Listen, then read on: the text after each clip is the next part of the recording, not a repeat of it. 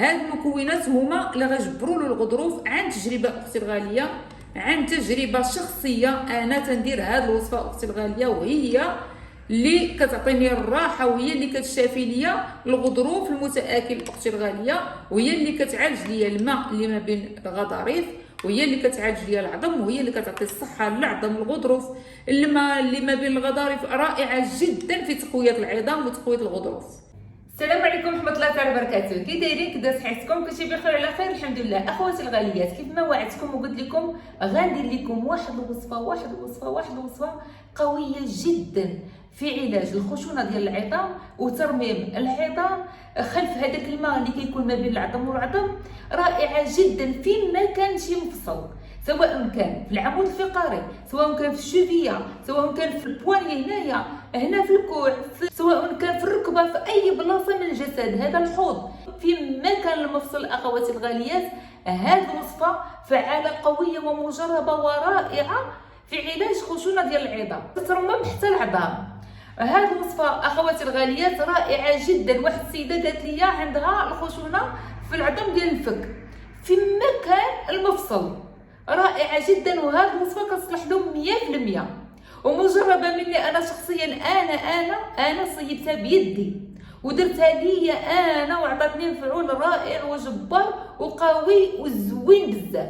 ودابا كنشارك معكم هذيك الوصفه ديالي اللي كنت وعدتكم وقلت لكم غندير لكم واحد الوصفه زوينه كانها السحر بالنسبه لخشونه العظام وترميم العظام وهذاك الماء اللي كيكون ما بين العظام. ودابا غندوز نوريكم الوصفه اللي درت باش تعالج من الخشونه ديال العظام.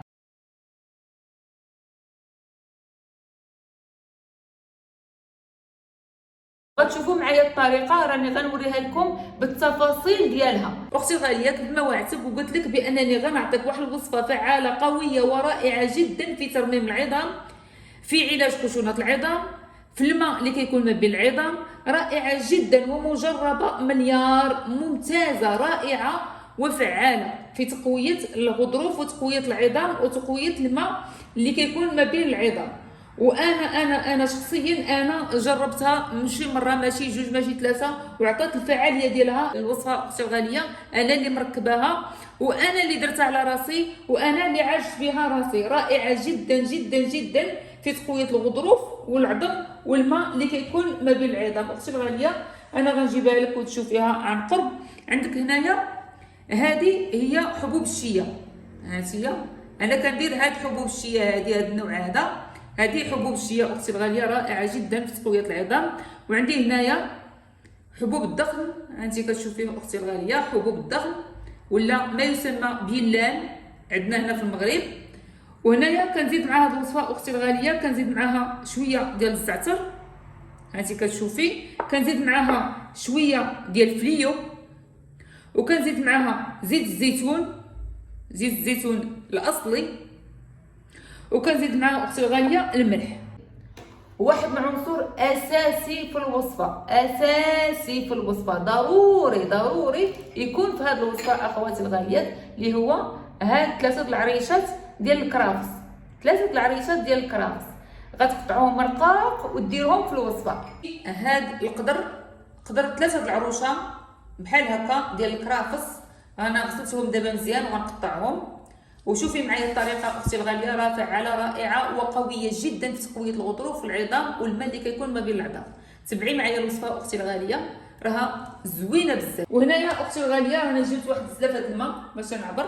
ها هي زلافه الماء عادي بارد، ماء عادي.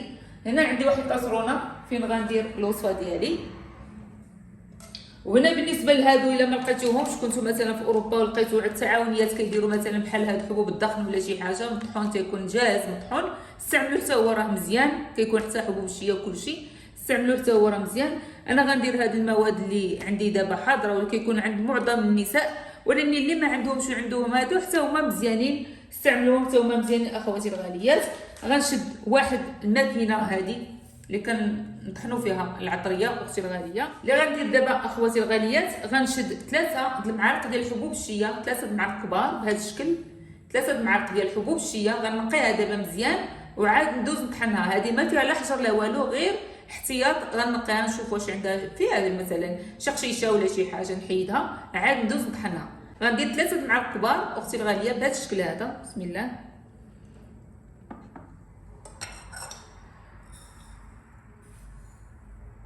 هيا ما عمرش بزاف، 3 معالق كبار وليني ما عمريش بزاف، هكا بهذا الشكل هذا.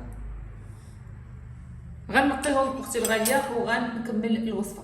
هيا اختي الغاليه نقيها ما فيها حتى حاجه، ما تغسليهاش لان الا غسلتيها غتوحلي، غير هكاك نقيها. واكثر ما كتكونش فيها لا حجر لا والو. شوفي انتيا النوع اللي ما فيه لا حجر لا والو بحال هذه غير احتياط نقيتها، اما هي ما فيها لا حجر لا والو هي اللي غديري 3 معالق كبار، ماشي عامرين بزاف، غير 3 المعالق كبار شويه مسطحين.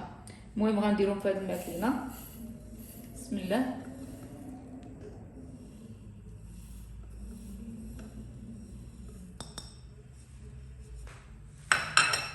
غنزيد عليهم شويه فليو، هاد التقدة غير شويه ديال الفليو، غنحيد الا كان شي عويد ولا راني نقيتو. هانتوما اختي الغاليه غير قديت هكا، كاع الا بغيتي تعبري نقولوا حنايا واحد بحال هكا معلقه صغيره بحال هكا ديال الفليو. بسم الله. هذا الزعتر، هذا الزعتر غندير منه نص معلقه صغيره، هذا القدر نص معلقه صغيره ديال الزعتر غنديرها هنايا. هكا ديال حبوب الضخم معلقه كبيره، وإلا كان عندكم هذاك الجاهز ديروا معلقه كبيره منه. صافي اختي الغاليه غنطحنوه. بسم الله. نتوما شوفوا هانتي اختي الغاليه تيكون بهذا الشكل هذا، نطحو مزيان بحال هذا الشكل هذا. غتشدي هاد المكونات اللي هنايا وغديريهم في الكاسرونه. بسم الله. غتكبيهم كاملين بحال هكا، غتكبيهم في كاسرونه وتخليهم جانبا. غتجيبي اختي الغاليه الكرافس وغتقطعيه رقيق رقيق بزاف. بسم الله.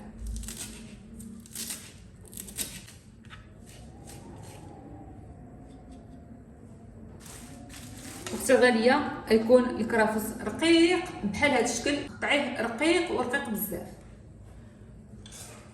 كنجيبوا هذه الكاسرونه ديالنا اللي درنا فيها ديك المكونات وغنكبوا فيها الكرافس بحال هكا. صدقيني اختي الغاليه راه غتعجبك بزاف بزاف بزاف هذه الوصفه، رائعه جدا في ترميم العظام اختي الغاليه. غنشدوا زلافه ديال الماء عادي، الماء ديال الصنبور، الماء د الروبيني عادي، غنكبوها. بسم الله. تحركيها بحال هكا. بالنسبه للملحه اختي الغاليه غتملحي على حسب الذوق ديالك. غنديروا شويه د الملحه بحال هكا. صافي غنحركوها مزيان وغنردوها فوق البوطه. اخواتي الغاليات هاد العصيده ملي تبدا تغلى لنا بحال هكا غنخليوها واحد 2 دقائق بالحساب، 2 دقائق ونطفيو البوطه. ما خصهاش تغلى بزاف، 2 دقائق فقط. ندوروها بحال هكا ونطفيو البوطه. بارك عليها اخواتي الغاليات. انا غنطفي البوطه. بسم الله.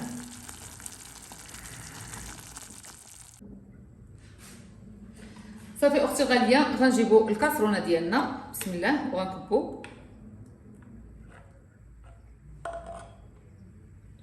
القياس اللي غنشربوه وغنديروا زيت البلديه. بسم الله. هذه زيت الزيتون.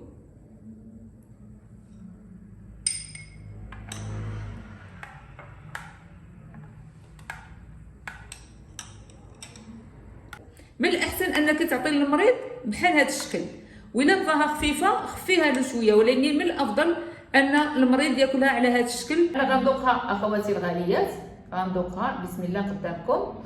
وهذا هو الفطور ديال المريض، هذا هو الفطور ديال المريض. المريض اللي عنده خشونه العظام ما يفطر حتى بحاجه، هذا هو الفطور ديالو. يبغى يدوز شي 15 يوم ان شاء الله الرحمن الرحيم وردوا عليا الخبار. وهانتوما كتبوها لي في الكومونتير، قولوا لي كيفاش جاتكم هاد الوصفه. بسم الله بسم الله بسم الله.